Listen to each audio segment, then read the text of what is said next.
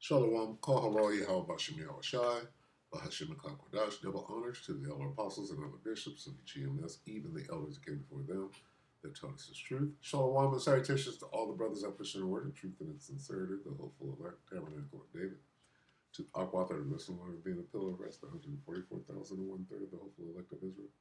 I am the brother Slash. Shalom and salutations to you all. This is the World War III Daily Update. And this guy Refat, Junta Ka reporter, 58 minutes ago has given his assessment. Iran's smart counter after Trump changes tune on future attacks on nuclear sites. What this spells out to me is let the weak say, I am strong. Let's get that real quick. Joel. 3 and 9. Joel 3 and 9, yeah? 9 or 10? 10. Beat your plowshares into swords, your pruning hooks into spears. Let the weak say, I am strong. Who's weak? Well, who used to be weak? Iran used to be weak. They're saying they're strong now. Let's let this guy talk about five minutes to get his perspective. Take it away, Refat. Donald Trump and Benjamin Netanyahu thought they were smart and could trick Iran into developing a false sense of safety during the current ceasefire and then catch Tehran off guard when it's least expecting an attack from them. They are mistaken. Why am I saying this? Well, there appears to be bad news for both Trump and Netanyahu. The new Iran appears to have woken up after the last attack by the new Iran. Let the weak say I am strong. After the last attack a year ago, when Bibi Netanyahu actually fired a nuclear missile that was taken out of the air. Israel and the US, and therefore wants to learn from its laziness of the past. The word laziness accurately describes the Iranian attitude, given that it learned nothing from the Israeli attack last year and refused to bolster its air defense system, build meaningful diplomatic and military partnerships with countries around the world, and revamp its own severely compromised intelligence network. This is what the Israeli attack last year had done. It had exposed Iran in all these three areas. But the Iranian government kept sleeping until they received a rude shock in the form of a brutal attack by Israel on 13th of June. So let's return to a seemingly new strategy adopted by the current Iranian government. What's extraordinary about this new strategy is the spectacular pace with which Tehran is willing to do a course correction nowadays. Let me explain to you what I'm talking about here. Up until now, both Trump and Netanyahu claimed that they had completely obliterated the Iranian nuclear facilities, even though their own intelligence assessments indicated otherwise. As you know, last weekend the United States successfully carried out a massive precision strike on Iran's nuclear enrichment facilities, and it was very, very successful. It was called obliteration. No other military on earth could have done it, and now this incredible exercise of American strength has paved the way for peace with a historic ceasefire agreement late Monday, and we call it the 12-day war. Spoke to a few people. I guess that just sounded like the right name. It was a 12-day war, and we think it's over. I don't think they're going to be going back at each other. I don't think so. Even the satellite imagery had contradicted their claims, as reported by this channel. As expected, Iranian officials and people close to the government too mocked Donald Trump, claiming that US stealth bombers had failed to significantly damage the highly enriched uranium and therefore Iran's nuclear program.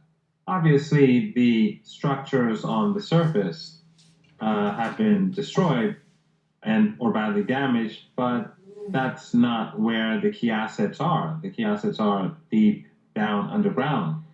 And from what we're hearing in Washington, it doesn't seem like Trump is going to be very happy. But what is more important is that the Iranians know how to build centrifuges. They have the infrastructure in the country, the industrial infrastructure to build everything for the nuclear program. They have the scientists, they have thousands of scientists, and Iran is no longer going to allow the International Atomic Energy Agency into the country because it refused to condemn the attacks on the nuclear installations, which could have hypothetically led to radioactive contamination, killing many people. So why should Iran allow them back in, especially since it is clear that they have been passing on intelligence for years to Western intelligence agencies, and that has led to the murder of Iranian scientists. Even Iranian Supreme Leader Ayatollah Ali Khamenei has said the same, mocking Trump for his false claims. We saw these statements coming from the Iranian establishment while Trump was seen to be taking a very conciliatory stand towards Iran by talking about lifting sanctions and indicating that he had moved on from this conflict. So, but I think, no, I think they're very much finished. I think Israel's going to get back to doing what they do, and I think that Israel got their ass kicked, so they're going to go home and play nice while we reload. Iran's going to get back. You know, Iran has a huge advantage. They have great oil, and they can do things. I don't see them getting back involved in the nuclear business anymore. I think they've had it. They've been at it for 20 years, and I don't see that happening either. Now, if it does, we're always there. It won't be me. It'll be somebody else. They just had a war. The war was fought. They fought it bravely. I'm not giving up. They're in the oil business. I mean, I could stop it if I wanted. I could sell China the oil myself. I don't want to do that. They're going to need money to put that country back into shape. We want to see that happen. What he's saying is, boy, there was a real war on them 12 days. A lot of shit got blown up by missiles that the Western audience didn't get a chance to hear. They're going to sell oil. They're going to sell oil. We're not taking over the oil. We could have, you know. I used to say with Iraq, keep the oil. I could say it here too. We could have kept the oil. No, China is going to want to buy oil. They can buy it from us. They can buy it from other people. But you're going to have to put that country back into shape.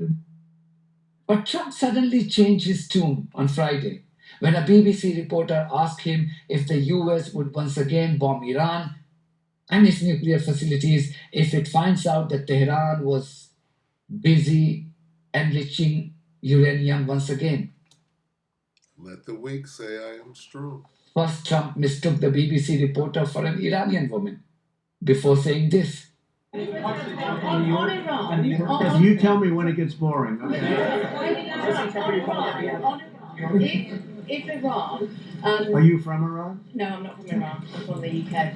But if the intelligence reports conclude that Iran can enrich uranium to a level that concerns you, would you consider bombing the country again? Without question, absolutely. And have you had any conversations? Turned out to be unbelievable.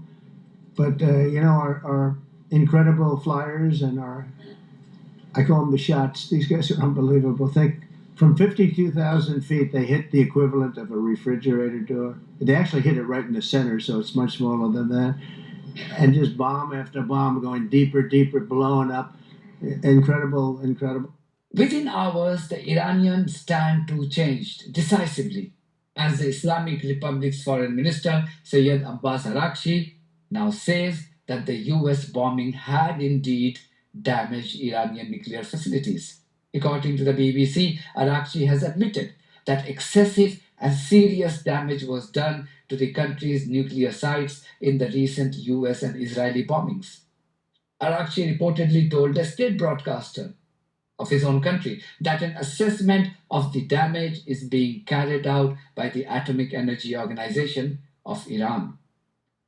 Analysts believe that it suits the Iranian interest to keep agreeing with the US and Israel on the damage caused to its nuclear facilities. This would help Iran to keep both Israel and the US at bay and give Tehran enough time to build a robust air defense system with the help of the Chinese and the Russians and revamp its intelligence apparatus.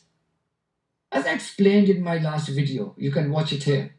Even though the Chinese air defense system, which was so effective during the India-Pakistan conflict, is cheap, Iran would still need time, at least 18 to 24 months, according to some experts, to install and fully train its military personnel to operate this radar system effectively. I'm going to stop it right there. He said something interesting right there. He referred to India and Pakistan and them firing missiles on each other. Remember that? And how it was swept out and kept out, right? World War III. I'm going to let him say that again. See if you pick up on it. See? They keep certain things out of Western media as the World War III isn't happening. Iran would still need time, at least 18 to 24 months, according to some experts, to install and fully train its military personnel to operate this radar system effectively. And the last thing they want to do is to Chinese and the Russians and revamp its intelligence apparatus. As I explained in my last video, you can watch it here. Even though the Chinese air defense system, which was so effective during the India-Pakistan conflict, is cheap. Hear that? Weapon sales is what this whole thing is about. Right? What works, what doesn't, what's old and antiquated, what have they not used yet? Okay, a lot of weapons were used. Anyway, here's your update. We'll continue to watch. Let the weak say I'm strong.